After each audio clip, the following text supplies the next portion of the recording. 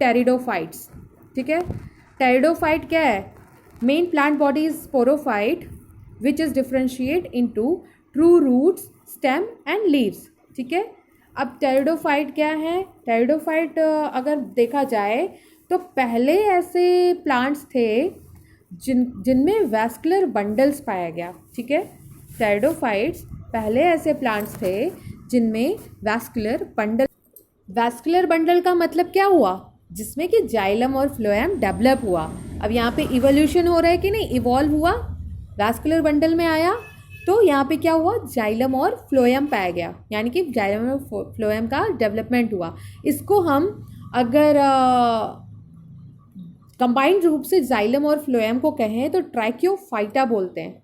Xylem और phloem को अगर हम कंबाइंड रूप से बोलें तो ट्रैकियोफाइटा बोलते हैं। ये पहले स्पोरोफिटिक प्लांट थे।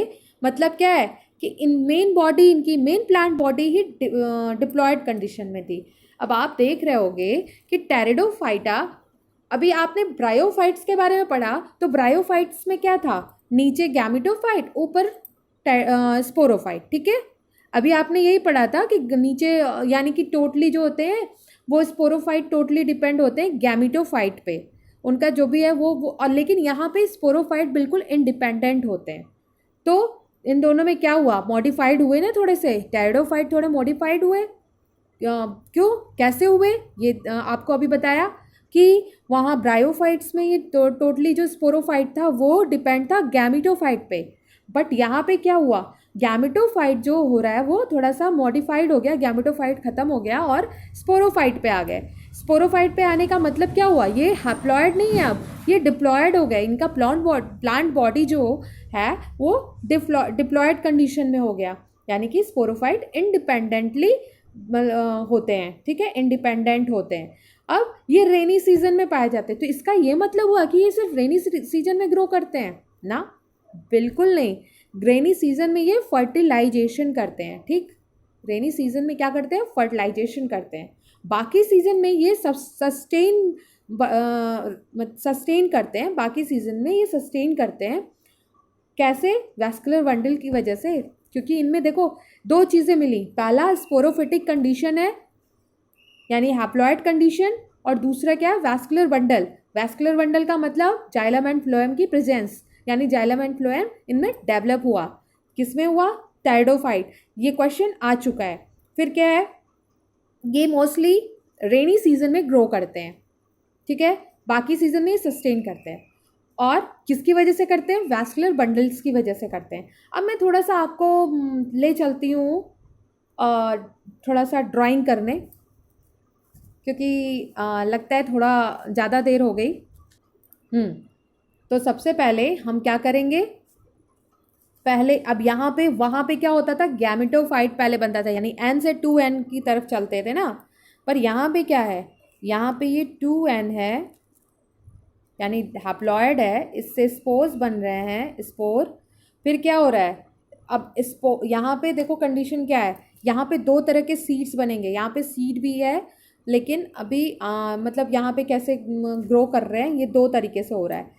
एक तो सिलैजिनेला को जानते होंगे, सिलैजिनेला, और दूसरा क्या है? फर्न। तो सिलैजिनेला पे क्या होता है?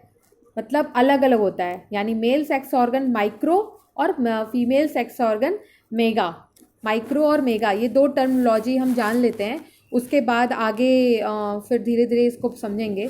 तो सिलैजिनेला पे क्या हुआ? माइक्रो और मेगा। माइक्रोस्पोर्स पे क्या है? फीमेल, और मेगा पे मेल। ठीक है, ये चीज़ हो गया। तो ये क्या हुआ? हेट्रोस्पोरस कंडीशन हुई। माइक्रो और मेगा कंडीशन जो है वो माइक्रो पे मेल एंड मेगा पे फीमेल है। तो यहाँ पे क्या हुआ कि ये कंडीशन क्या हुई जी? ये कंडीशन हुई हेट्रोस्पोरस। हेट्रोस्पोर्स बन रहे हैं यहाँ पे। तो ये कंडीशन थी किसकी? सिलैजिनेला की। ये हेट्रो में थे, यानी हेट्रो का मतलब डिफरेंट है, सेक्स ऑर्गन डिफरेंट जगह जगह पे हैं। पर अब देखते हैं यहाँ पे होमोस्पोरस का एक, यानी कि फर्न। फर्न क्या है? होमोस्पोरस है। यानी कि इसमें जो होता है ना स्पोर बनेंगे वो भी male and female sex organ एक ही स्पोर पे रहेंगे, ठीक है। तो ये हो गया male and female sex organ एक ही स्पोर पे बनेंगे, ठीक है। तो यहाँ पे ये चीज़ हो गई। तो इस कंडीशन को क्या कहे, होमोस्पोरस, होमो, ठीक है। ये कंडीशन क्या हुई, होमोस्पोरस। और जो जहाँ पे क्या होता है अलग अलग कंडीशन में अलग अलग स्पोर्स पे अलग अलग ब्रांच पे फर्टिलाइजेशन होता है, वहाँ मेल एंड फीमेल गैमीट्स मिलके बनते हैं, उसे कहते हैं, तो उस कंडीशन को हम हेट्रो बोल दिए, ठीक। अभी क्या है कि अगर अब एक कंडीशन और है, जैसे कि एक चीज़ और आती है, जाइलम और फ्लोएम के बारे में थोड़ा सा हम जान लेते हैं कि जाइलम और फ्लोएम कैसे वर्क करते हैं।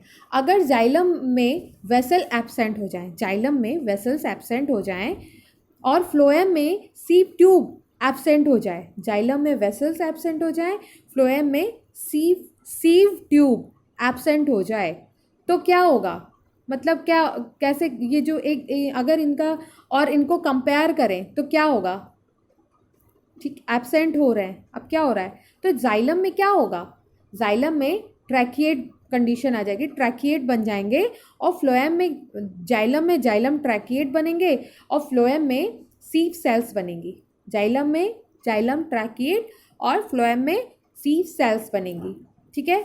अब हम थोड़ा सा इसके बारे में, इतना तो हो गया, अब इसके बारे में डिटेल में जानते हैं कि इसमें क्या है। इसमें देखो अब एग्जैक्टली जो होते हैं true leaves, stem and roots condition, जो इसमें मतलब हमें ठीक ठाक exactly true leaves and stem and ये रूट्स मिलते हैं देखने को। फिर क्या है, जो लीव्स हैं वो माइक्रोस्पोरोफिल्स होते हैं, मतलब स्मॉल माइक्रोस्पोरोफिल, और जो सिलाजिनेला में स्मॉल होती हैं। लॉर्ज किस में होती हैं, फर्न में लॉर्ज होती हैं। फिर sporangia having spores are subtended by leaf like appendages called sporophyll. क्या, स्पोरेंजिया में सस्टेंडेड लीफ होती है जिसको हम स्पोरोफिल्स कहते हैं। In sporangia the spore mother cell, अब स्पोर मदर सेल यहाँ पे मियोसिस करके स्पोर्स बनाती हैं, ठीक। स्पोर मदर सेल मियोसिस कर रही हैं, स्पोर्स बना रही हैं। Spores germinate to form haploid gametophytic structure called prothallus. अब वहाँ पे क्या था, ब्रायोफाइट्स में गैमेटोफाइट से स्पोरोफाइट्स बनते थे।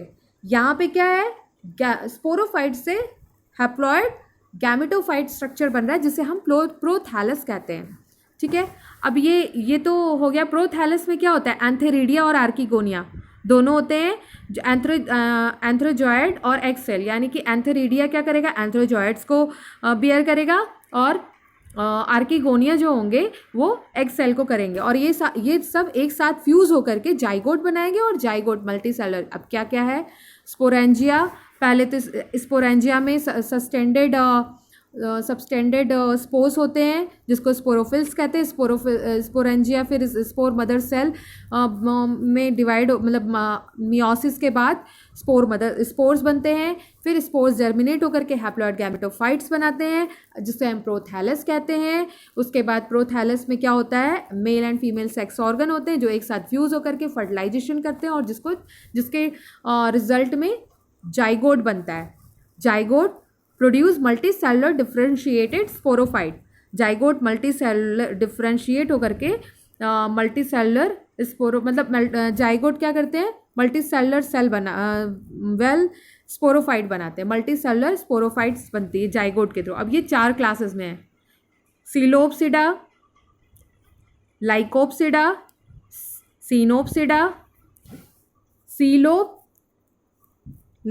फिर लाइकोप, फिनोपसिडा, टेरोपसिडा, ठीक है। सब में साइनेट ये पी साइलेंट है, जिसमें जिसमें पी आया है वो साइलेंट है।